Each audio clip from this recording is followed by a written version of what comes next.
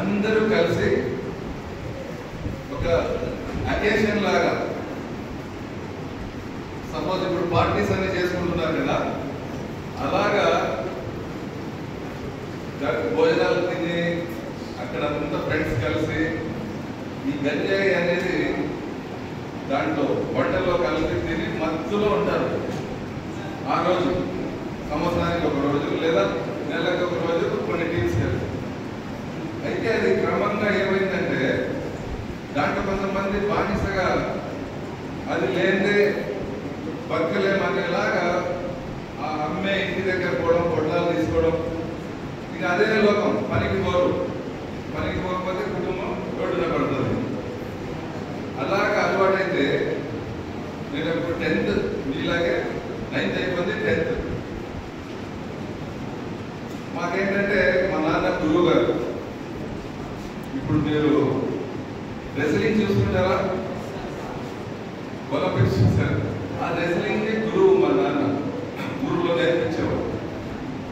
అట్లా మా నాన్న కొన్ని విషయాల్లో నాకు తోడు తీసుకుంటూ కొంచెం సర్వీస్ పనులు చేసేవాడు. ఈ విధంగా అక్కడ అమ్ముతున్నారు, ఆ ఇంట్లో ఫలానా వీధిలో. ఇది ఏమన్నా ఎవరికైనా పెద్దవాళ్ళకి చెప్తే బాగుంటుందా నాన్న, ఈ విధంగా జరుగుతుంది. మా నాన్నగారికి కూడా తెలుసు. అయితే ఊర్లలో ఒకరి మీద ఒకరికి చెప్తే చెడు అవుతుంది, యాంటీ అవుతారనే ఉద్దేశంతో చెప్పరు, నడుస్తూ ఉంటుంది. మేమంతా యూత్ ఆ 10th క్లాస్ పిల్లలకు కలిసి అక్కడ తెలిసిన పెద్దరికంగా ఒకరు ఉంటే వాళ్ళకి చెప్పాము. మేము చిన్న పిల్లలకు చెప్పాము అనే నెగ్లిజెన్సీ తీసుకోకుండా వాళ్ళు వెళ్ళి వాళ్ళ కుటుంబానికి చెప్పి చేసింది ఇంతవరకు చేశారు, ఇక నుంచి కొంచెం మారితే బాగుంటుంది.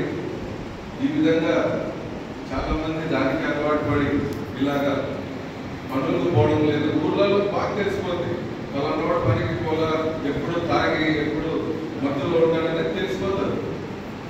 కొంచెం మంచిగా ప్రయత్నిద్దాము అని ఆ కుటుంబానికి వెళ్ళి చెప్తే ఫస్ట్ ఏం మారలా.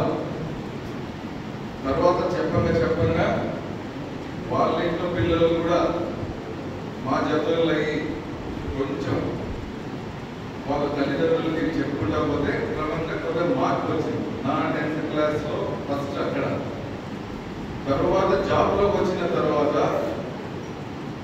కానిస్టేబుల్స్ చాలా మంది, బయట కూడా కాదు, మన పోలీసులోనే ఆ విధంగా తాగుడికి అప్పటికి మత్తు ఏం రాలా, ఈ డ్రగ్స్ అనేది ఇంకా మన ఏరియాలోకి రాలా. వాళ్ళని కూడా కౌన్సిలింగ్ ఇచ్చి, కుటుంబాలతో సహా తీసుకొచ్చి కౌన్సిలింగ్ ఇచ్చి పిల్లల భవిష్యత్తు అలా వాళ్ళకి అర్థమయ్యేలాగా చెప్పి ఒక్కొక్కసారి ఇంకో విధంగా కోప్పడి కొట్టి అలాగా కూడా కొన్ని కుటుంబాలని పోలీసులో మార్చినామమ్మా. అయితే మనకి మార్చాలి, ప్రయత్నించాలి అనే తపన ఉండాలి. అప్పుడు ఖచ్చితంగా 100% కాకపోయినా కొంతలో మార్పు వస్తుంది. అలా చేయొచ్చు నాన్న, అర్థమైందా?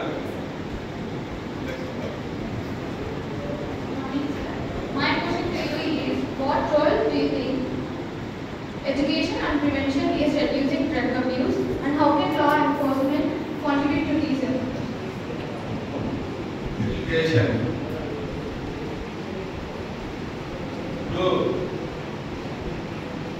మన తల్లిదండ్రులు ఇక్కడ దేనికి మిమ్మల్ని జాయిన్ చేశారు నాన్న? 1 2 3 థర్డ్ వన్ స్టడీ. అంటే నెక్స్ట్ నువ్వు స్టడీసే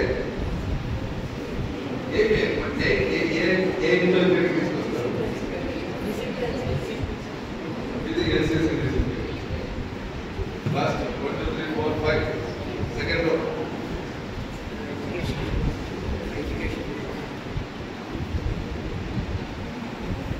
ఇప్పుడు అమ్మాయి